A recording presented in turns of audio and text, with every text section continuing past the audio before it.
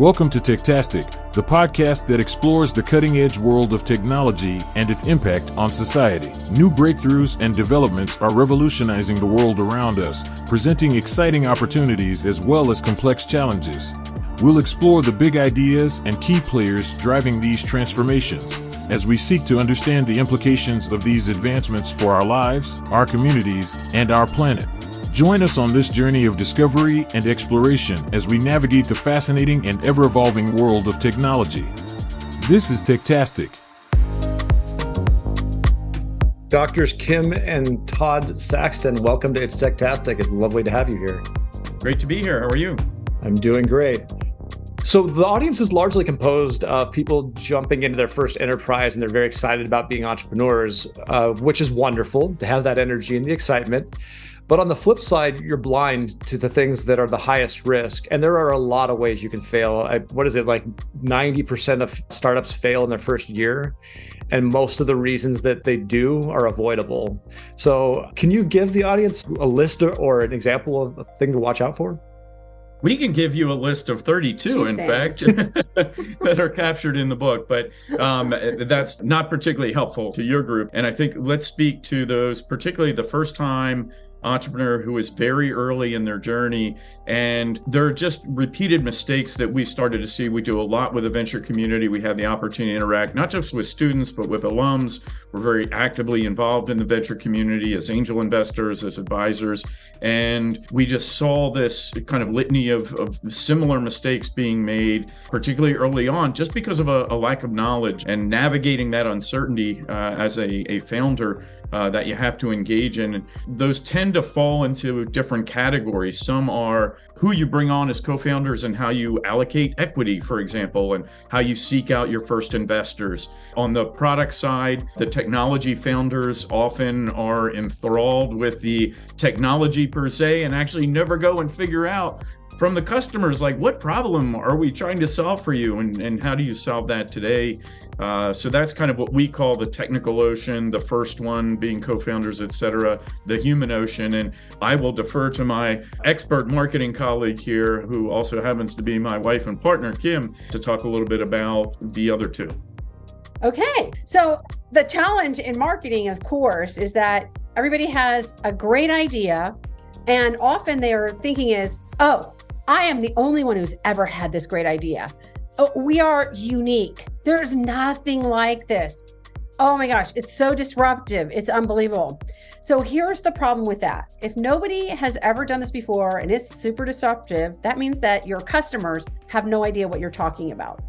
So instead of trying to be in a category of only one, a better choice is to be in a category that is well known, but then show how you're different.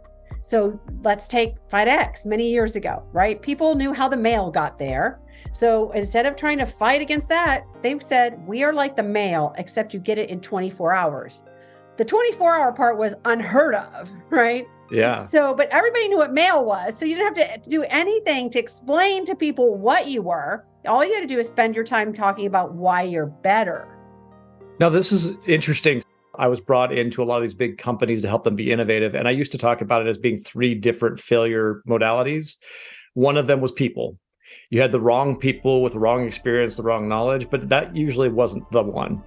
Then there was the process piece. There was like something about what you're doing isn't allowing you to get to good answers. So you didn't bring customers in. You weren't running a really agile process.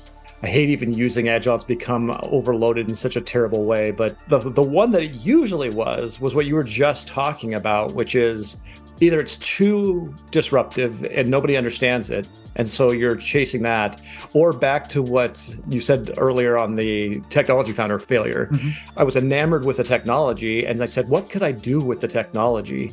Instead of saying, what's the problem I'm going to solve, and how am I going to use technology for it? So it's great to know that I wasn't completely off base with that viewpoint. No, in fact, the second biggest marketing problem is actually that piece of what am I going to do with it, which is that instead of thinking about, oh, I have this great piece of technology, what can I do with it? The important thing to think about is what problem do people have that they can't solve that they're willing to pay for, right? Mm-hmm. So that's the problem. There often are problems, and we like to categorize problems as their oxygen, you need them to breathe. Their aspirin, you've got a headache, you'd really like it to go away, or their jewelry, right?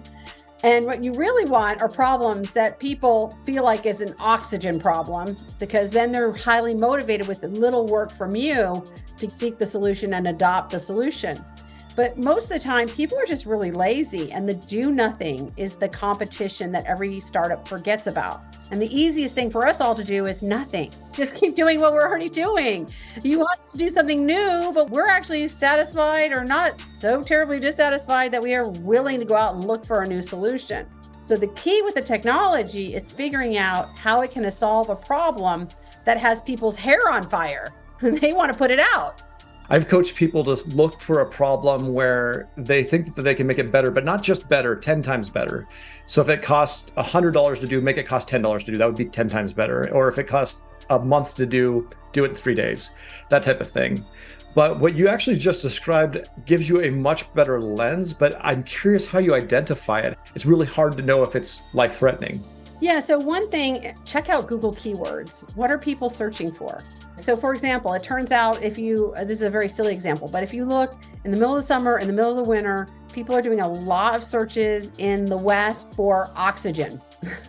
Because a lot of people literally oxygen. Literally oxygen. We're not talking metaphorically. Because they are visiting Colorado or wherever, and they're up over 9,000 feet, and they're feeling altitude sickness. And sometimes they Google altitude sickness remedies, or oxygen sources, or they're trying to sort out because they're feeling it. It is both oxygen and also aspirin, right? Yeah. Because very few people are going to die from altitude sickness, but they could be pretty miserable on a vacation. Well, I thought you were going to go in, especially since you said Colorado, was like the fires and like all the smoke. It's like, oh, clearly there's a need for oxygen. But I was working with a startup, and they had X idea, and we go and look at Google keyword analysis, and nobody is searching for this. So then we're like, well, what are people searching for? Well, we found 3 different product categories that it could fit in, and all 3 of them only had a moderate level of search. So if you give me the combination, is that going to be the magic? No, it isn't. Then what happens is you go and you talk to customers, and customers are like, oh yeah, that's really interesting. Now's not really a good time. We haven't budgeted for it this year. That is the second clue that you do not have an oxygen problem or a hair on fire problem. So like doing good research, actually, like partially that's going to tell you what your competition is too, because if you went and did keyword analysis and then found that there's 500 providers of people advertising to it, right? Great, probably not the best place to jump in. But if there's 2 and there's a lot of traffic, maybe it's a great place to jump in. I want to jump in real quick too, in terms of that hair on fire. Entrepreneurs, even if they do go and talk to people, especially in the Midwest, everybody's so nice to each other. Oh, yeah, your baby's so cute. No one says, oh my God, your baby. Really? Yeah. It's so ugly. But you can take that next step of when you introduce a venture concept, instead of leaving it as, oh, so you like it, that's awesome. It's, hey, I've written up a letter of intent that when I actually build this thing, you will sign a letter today. It's not legally binding, but just indicate. And if they think it's jewelry, they won't sign it. If their hair's on fire, they're going to go, yes, I need this. I am going to pay for it once you actually build it, and I'm willing to sign. Again, it's not legally binding, but especially to investors and to the founding team, that step can be very reaffirming that someone is actually willing to make a social commitment to use it, as opposed to give you a pat on the back and say, yeah, that's nice. That's great advice. Even the VC community, they know that you're probably going to, even if this one fails, you're probably going to start something else, right? So they're not going to say your baby's ugly. They're going to say, oh, you have such a cute baby, but we're not in the market. Right. So you won't get the no. And being able to identify when it's a no that sounds like a yes is really hard. Absolutely. And so that's one of the interesting challenges, I think, of customer discovery, is that you often have a relatively naive entrepreneur. And by the way, I'm sure you've never encountered this, but especially tech entrepreneurs aren't always good listeners. What? And then you have customers who may not actually understand at a deep level the problem that they really have. Like, they think their hair's on fire, where it's really they keep putting their head over the grill. And it's like, stop doing that, right? But so when you have 2 parties that neither one really understands the problem and are neither good communicators nor good listeners, you just end up with a lot of noise. So it doesn't matter whether you do 10 or 50 or 100 or 1,000 customer discovery interviews in that circumstance. It needs to be the right conversation with the right people. And sometimes that might require you bringing in an ally, someone on your board or someone like yourself who is a little more just passionate about the technology per se, but is used to listening, is used to hearing, and then asking the right questions to get the customer to actually reveal the problem without even recognizing themselves what it is that they're facing. And the customer that you're talking to more than likely is already excited by you because they're using you. They're helping them solve a problem. So they're going to tell you got a beautiful baby, right? But they'll tell you what sucks about it too. This is what doesn't work for me. The noise to signal ratio there is really hard for somebody, and you can really screw your company's future up by listening to the wrong information coming out of that. Yeah. So one of the worst examples that we do share in the book is somebody who spent all kinds of money building this prototype to be able to do games that use a steering wheel and put your phone in the middle of it, right? And after he got it all done and 2 accelerators, over $100,000 spent, he discovered that like nobody really wanted to do that. And he could have just like mocked it up with cardboard and gone to the mall and, give it a whirl. And they'd be like, no, this is stupid.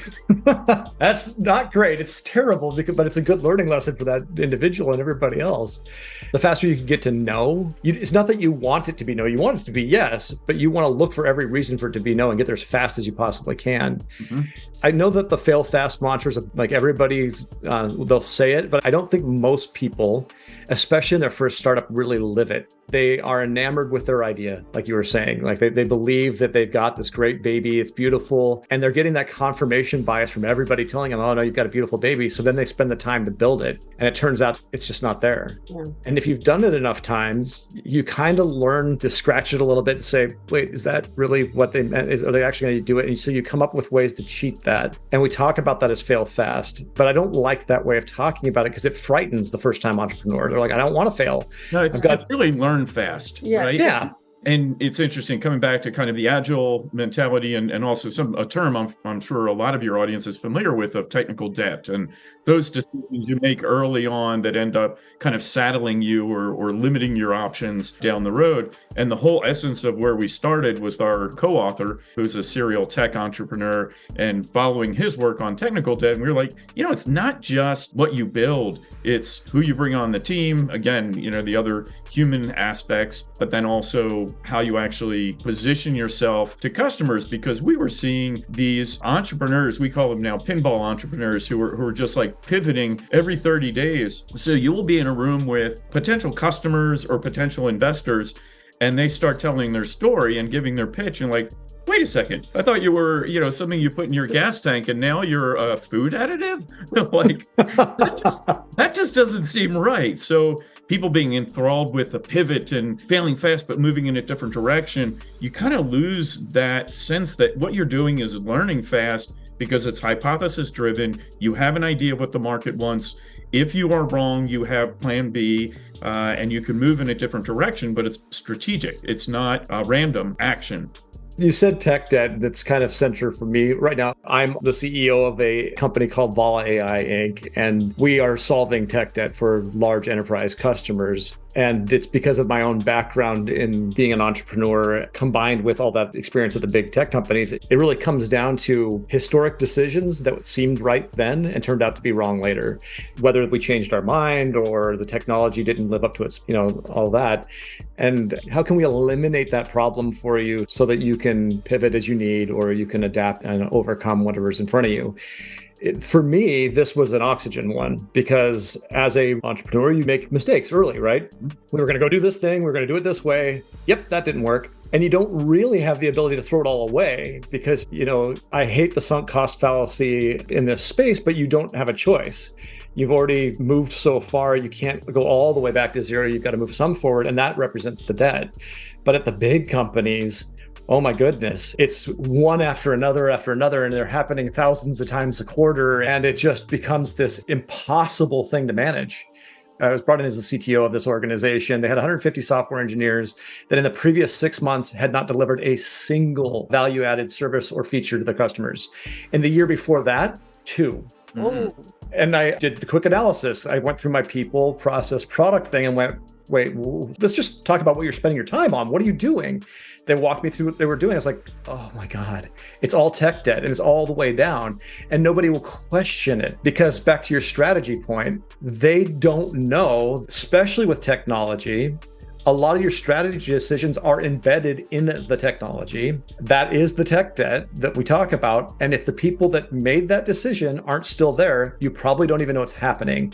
And now everybody's afraid to touch it because they say, I don't know what it does. And now it just, accumulates more. right. So in that context, I came through the doctoral program in my early years of research in the strategy arena was during the era of organizational learning, Peter Senge, all of that. And there was this predominant focus on organizations need to do a better job learning. And the parallel to that, though, is you also need unlearning. You need ways to disentangle, disengage. And no one has really tackled that as a discipline.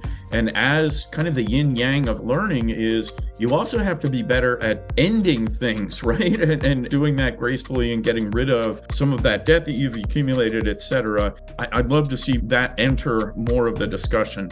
There's so much great advice from this. I could bring you guys back on for 20 episodes and we'd still have more to talk about. Thank you so much for joining me on the show. I'm going to tell the audience you need to go get The Titanic Effect, the practical guide to help startup founders and their investors and supporters successfully navigate the icebergs that so often sink startups. It's available on Amazon.com and I imagine other places you can buy books. Dr. Todd and Kim Saxton, thank you so much for joining me. Thank you. This has been great.